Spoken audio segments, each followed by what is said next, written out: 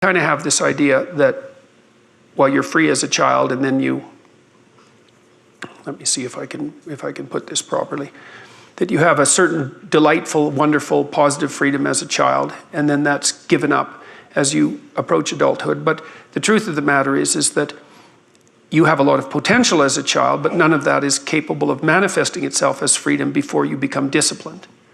And discipline is a matter of the imposition of order, and the order is necessary, especially for people who are hopeless and nihilistic.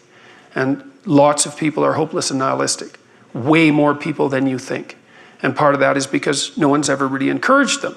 And so the book is in part a matter of encouragement. It's like, lay a disciplinary structure on yourself, get the chaos in check, and then you can move towards a state that's freer, because it's discipline first. Like, look, if you're going to become a concert pianist, there's going to be several thousand hours of extraordinarily disciplined practice. That's the imposition of order on your potential, let's say. But what comes out of that is a much grander freedom. And so in virtually every freedom that you have in life that's true freedom is purchased at the price of discipline. Your kid, here's an impossible thing. Why don't you go out and fail?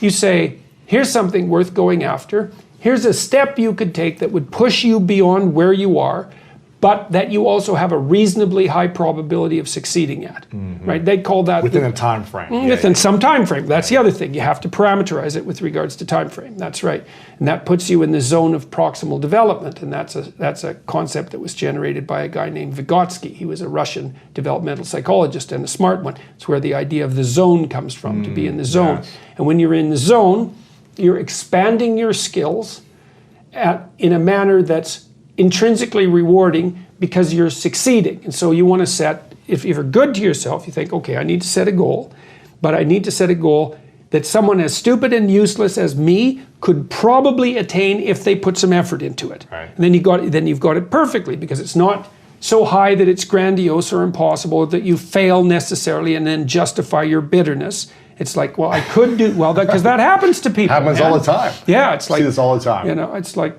yes, exactly. Well, I set a goal and I didn't attain it, so I'm not going to set any more goals. Right. It's like, no, you set a goal that was inappropriate For the time frame. Yeah. That's right. You didn't calibrate it properly, and you're playing a trick on yourself because you wanted to fail so that you could justify not having to try.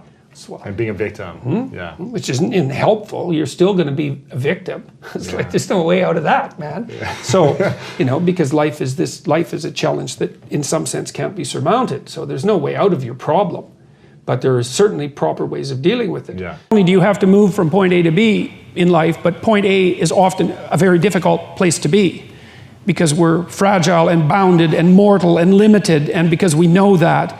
And so one of the implications of that, as many great religious traditions are at pains to illustrate or demonstrate or proclaim, is that life is essentially suffering. And I believe that to be a fundamental truth. But perhaps not the most fundamental truth, because I think the most fundamental truth is that despite the fact that life is suffering, people can transcend that. And partly the way they transcend that is by pursuing things of value. And so that if there is no value proposition at hand, then you have no meaning to justify the difficult conditions of your life. And that's brutally difficult for people. Nietzsche said, he who has a why can bear any how. And you see, and I've certainly seen this as a clinical practitioner, that people who have no purpose in their life are embittered by the difficulties of their life. And they become first bitter, and then resentful, and then revengeful, and then cruel. And there's plenty of places to go past cruel. That's just where you start if you're really on a downhill path. Circumambulation that Jung talked about was this continual, we'll return to this continual circling in some sense of who you could be. You might notice, for example, that there are themes in your life. When you go back across your experiences, you see you kind of have your typical experience that sort of repeats itself.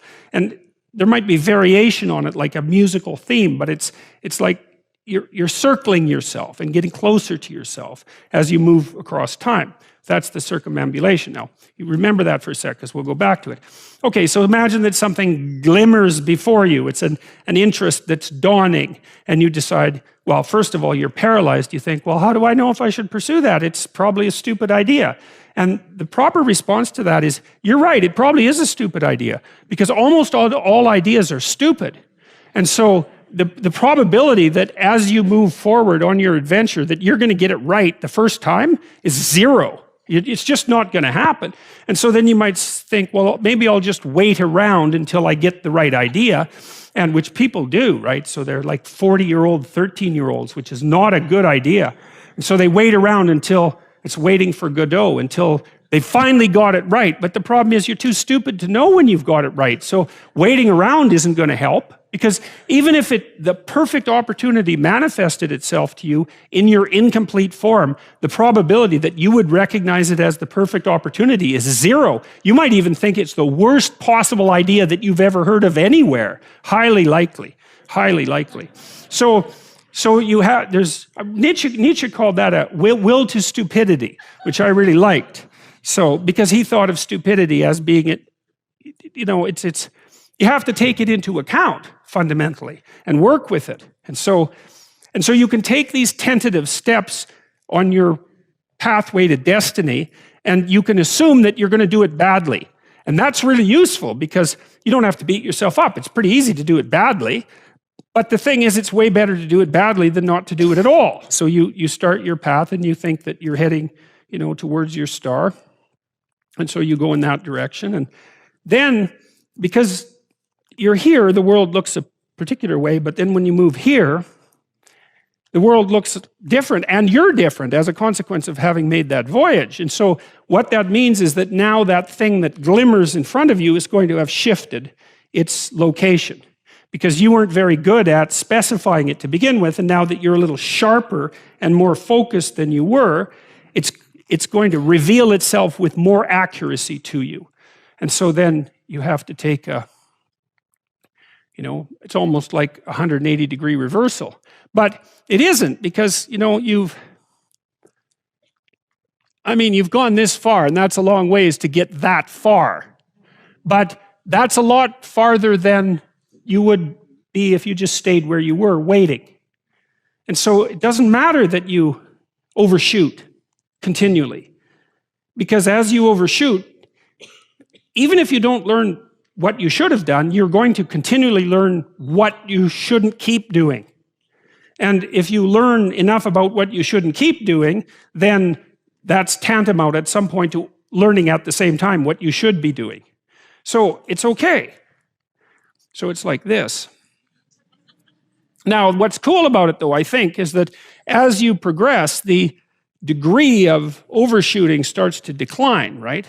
And that we know that there's nothing hypothetical about that. As you learn a new skill, like even to play a song on the piano, for example, you overshoot madly. You're making all sorts of mistakes to begin with, and then the mistakes, they disappear. So anyways, the fact that you're full of faults doesn't mean you have to stop. And thank God for that. That's a really useful thing. And the fact that you're full of faults doesn't mean that you can't learn. And so you can posit an ideal, and you're going to be wrong about it, but it doesn't matter, because what you're right about is positing the ideal and moving towards it. If the actual ideal isn't conceptualized perfectly, well, first, surprise, surprise, because what are you going to do that's perfect?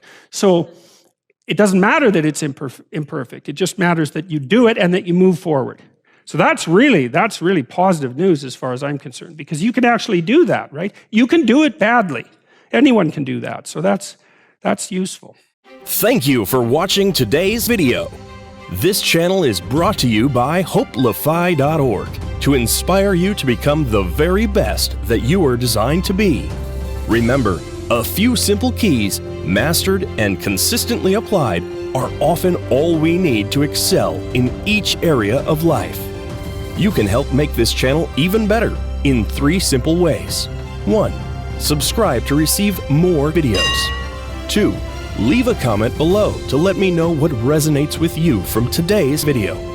Or 3. Suggest a topic for a video that you will like for us to feature on this channel. Visit hopelify.org to post your own inspirational content.